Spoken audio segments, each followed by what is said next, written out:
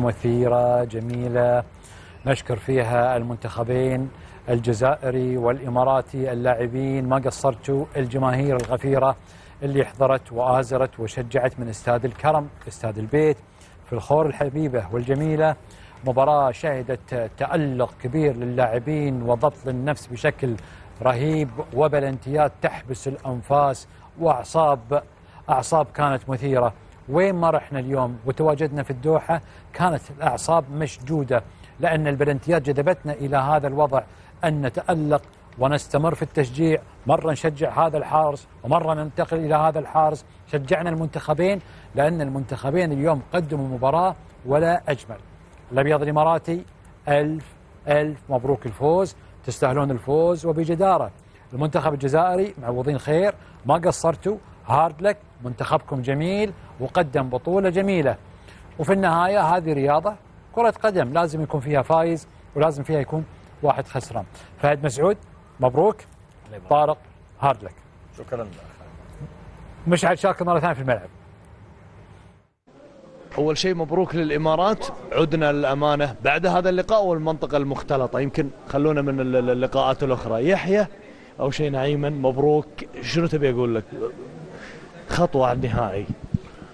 هي والله خطوة على النهائي، الحمد لله. أشكر الشباب، قدموا أداء يعني فوق الخيال والله. اليوم ما قصروا كلهم، مبارك لهم، مبارك للجمهور اللي حضر، مبارك للشعب الإماراتي اللي في الدولة. يستاهلون، إن شاء الله القادم يكون أفضل.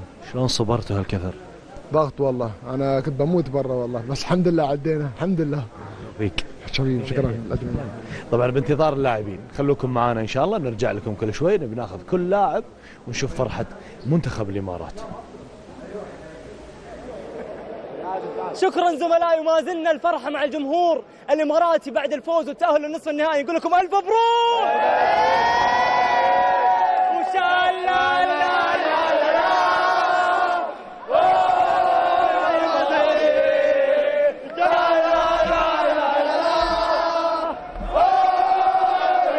نقول الف مبروك، الله يبارك بحياتك.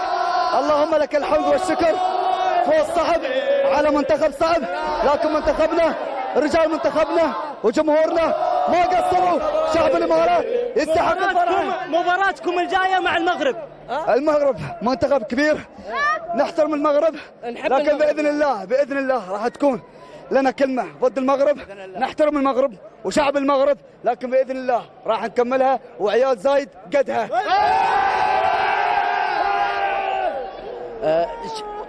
مباراتنا الجايه نحن ويا اخواننا المغرب، نحن نحب المغرب بزاف. المغرب اخواننا واشقائنا، فوزنا فوزهم، بس ان شاء الله الكاس بابو ظبي ان شاء الله. الف مبروك باذن الله. الف مبروك الفوز. شويه الحمد لله. اول شيء اشكر جمهور السعوديه اللي حضر معانا، ويعطيكم العافيه. ما قصرت النهائي بين السعوديه والامارات، واللي يفوز كلنا واحد ان شاء الله. المبروك للمنتخب الاماراتي الفوز وتأهل للدور نصف النهائي. نعود لكم بالصوت والصوره، لكم الكلمه. يا سلام. طارق تفضل. والله اولا مبروك امارات، المنتخب الاماراتي حبيبي طارق، هارد لك لينا طبيعه الحال. نظن انه مجمل القراءه انه كل منتخب خدا شوط. بالنسبه لي خاصه في الشوط الثاني، الشوطين الاضافيين. الشوط الاول خداه المنتخب الاماراتي، الشوط الثاني خداه المنتخب الجزائري. صحيح انه ما كانش فيه اهداف كثيره، كان فيه محاولات. المنتخب الاماراتي يعتمد على الكرات الطويله، وخاصه سواء في الكرات الثابته او حتى في استعمال التماس طويل. نظن انه عزز نفسه كل مره ينتظر، ولعب بيمينتا هو اللي يكون كراكيزه باش يكون في الاستقبال. حاول عده مرات. منتخبنا نفس الشيء. نظن انه تسيير المباراه من الاول كان تسيير تكتيكي بالنسبه للمدربين اثنين. صراحه شفنا يعني رده فعل من المنتخبين اثنين. الحظ كان في الاخير بالنسبه للمنتخب الاماراتي بالنسبه لضربه الترجيح. نعاودها ونقولها مبروك وهارد لك لينا. ان شاء الله ما تكونش هذه نهايه بالنسبه للمنتخب، بالعكس تكون كاتمام لطريقه العمل اللي تندار بالنسبه للفيدراليه الجزائريه لكره القدم. ان شاء الله نتمنى احنا الان ظهروا عده لاعبين، وعلى سبيل المثال اللاعب اللي نتكلم عليه انا كثير هو اللاعب بالنسبه للقسم الوطني الاول، لاعب عباده. صراحه اللاعب هذا قدم مستوى، نشوف انه اللاعب ما لازمش يخلص، يعني الحق مستوى انه يغير محطه، ما يقعدش في البطوله الوطنيه، لازم يغير. ان شاء الله فيه لاعبين اخرين. نظن انه التحفيز لما بيتكوفيتش تنقل الى قطر عطى تحفيز للاعبين. فيه اسماء جديده ان شاء الله راح تكون في القائمه اللي راح تشارك في كاس افريقيا. كل توفيق. الان نروح لصفحه اخرى بالنسبه للمنتخب الوطني اللي راح يشارك في كاس افريقيا للامم. فهد مسعود مبروك. الله يبارك فيك خالد. الحمد لله انك بخير. لا انا بخير الحمد لله، ما دام انا معاكم موجود في الميرس انا بخير. انا اتكلم على اعصابك. تفضل خالد. مباراة اعصاب صراحه، نلعب مع منتخب قوي. طبعا في البدايه خالد نقول هارد لك طارق، الله يسلمك تعيش، معوضين انتم، يعني انك انت اليوم تطلع صاحب اللقب. خالد مو بشيء بسيط اليوم المنتخب، بامانه في تصاعد بعد مباراه الكويت. اليوم ما قصروا اللعيبه، المدرب ما قصر، دخل بتكتيك مغاير عن مباراه الكويت. محتاجين هذا الفوز. قلت الفتره اللي طافت خالد المنتخب محتاج فوز معنوي ممكن يفرق معانا كثير، وهذا اللي بين اليوم. ما نبالغ في الفرحه. اليوم احنا نعم فزنا على المنتخب الجزائري، في عندنا مباراه ليه بعد مباراه مو بسهله، بتكون صعبه. في البدايه خالد يعني احب ان شاء الله يحطون الصوره على الجماهير اللي كانوا موجودين اليوم وشجعوا المنتخب، وكان عندهم ثقه ان المنتخب اليوم بيصعد ان كانوا الصغار ولا الكبار. اشكرهم مره ثانيه، اشكر اللي ساهم، اللي وصل، اللي عنده الثقه. شيء مو سهل خالد لما انت الفتره اللي طافت النتائج اللي السلبيه، خروجنا من تصفيات كاس العالم، اول بدايه المباراه خسرنا، بدايه البطوله، هاي كلها عوامل ممكن تاثر عليك. لكن يحسب للعيبه، يحسب للمدرب، الجهاز الاداري، اخوي عبد الله ناصر اللي رئيس البعثه معاهم. طبعا مش هذا طموح افضل عن كذي، لكن اليوم فوز مهم، حقنا نستانس يومين، ما نبالغ في الفرحه. اللي جاي اصعب، المباراه اللي مع المغرب بتكون اصعب. اتمنى التوفيق للمنتخب، وان شاء الله فالهم انه يوصل الفاينل. بس تركيزنا الحين في المغرب، مو بنحن نفكر نفكر في الكاس، ان كل المنتخبات اللي موجوده مرشحه للبطوله. وهارد لك وكابتن طارق مره ثانيه. اي لاف يو فهد صديقي. اتوقع مره ثانيه ابو محمد اللي ضبطها صح، ابو محمد من البدايه اعطاني الكونفدنت، لكن انت اليوم كنت ضدي. رشيد تخسر.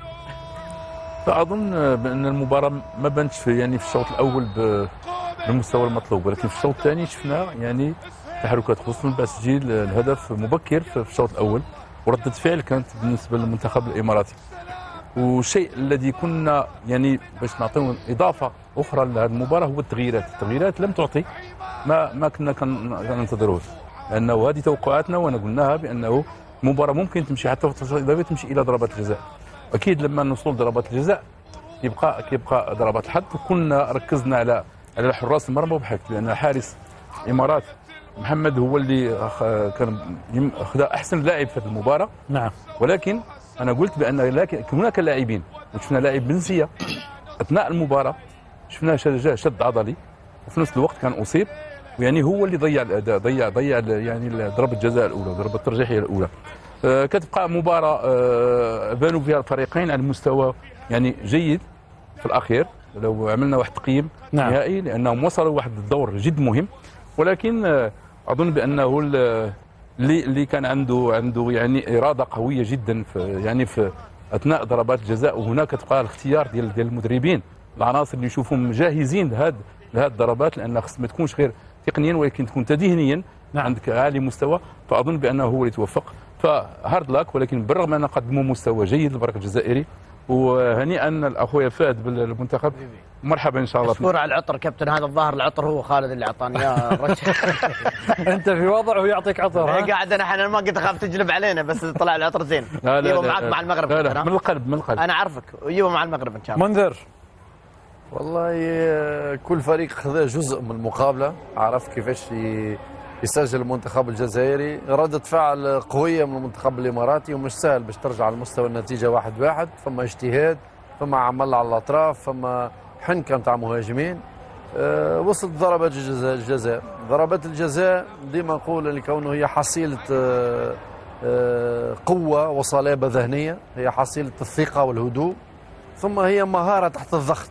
يعني حتى في ولات ضربات الجزاء تمشي للاعب رقم 8 ولاعب رقم 7، يعني السلسلة الأولى توفى وتجي السلسلة الثانية. يعني كل اللاعبين مطالبين في تحت الضغط هكا باش يكونوا مركزين ويكونوا ثابتين. الحراس زاد نفس الشيء، يكونوا عندهم تدخلات حاسمة. أنصفت الكرة اللي اجتهدت أكثر، أنصفت الكرة اللي أمن لآخر لحظة. الفريقين الاثنين يستحقوا باش يمروا للدور النصف النهائي نظرا للمردود الكبير قدموه في المقابلة هذه في المقابلات السابقة. مبروك للمنتخب الإمارات وحظ أوفر للجزائر. ما يتكلم. تفضل. مبارك للإمارات، حقيقة نقول هارد لك للجزائر، مبروك فهد وهارد لك لكابتن طارق. حقيقة المباراة طبعا حسبت ركلات ترجيح في النهاية، لكن عطفا على أداء الفريقين في الشوطين. الشوط الأول أنا أعتقد أن يعني كان بإمكان بوغرة أن يظهر فريقه أفضل مما كان حقيقة، يعني استنزف قوته، ما عنده اقتصاد بالجهد. الشوط الأول بذل جهد كبير، دفاع متقدم، دائما يهاجم. المباراة 120 دقيقة، المفروض يحسب الأوقات الإضافية. استنزف طاقته، لذلك الفريق الإماراتي رجع بتوازن، ورجع الشوط الثاني كانت أفضلية له، وكذلك الشوط الثالث والرابع. أنا أعتقد أن مدرب كوزمن تغلب على بوغرة حقيقة في 120 دقيقة. ركلة الترجيح راحت لمن يستاهلها طبعا، وهم الإمارات. شكل ما تفضل الكابتن، ركلات الترجيح مش أنا ضد اللي يقول صدفة. طبعا هي لها تدريبات، ولها تدريبات حراس، واختيار اللاعب رقم 1 متى يشوت، واي واحد يسدد الركله الخامسه، ففيه حسبه ايضا. راحت للامارات، الامارات يستاهلون الفوز، ونقول هارد لك للجزائر، وكان بامكان للجزائر افضل مما كان. جمال. اولا مبروك لفهد، وهارد لك، حظ اوفر ان شاء الله طارق. ان شاء الله. قدوا مباراه قويه جدا جدا، استمتعنا بيها. زي ما شفنا في الشوط الاول كان الامارات بيلعب باقل التكاليف، عايز يوصل لابعد مسافه في المباراه ديت بعد استحواذ الجزائر على الكره.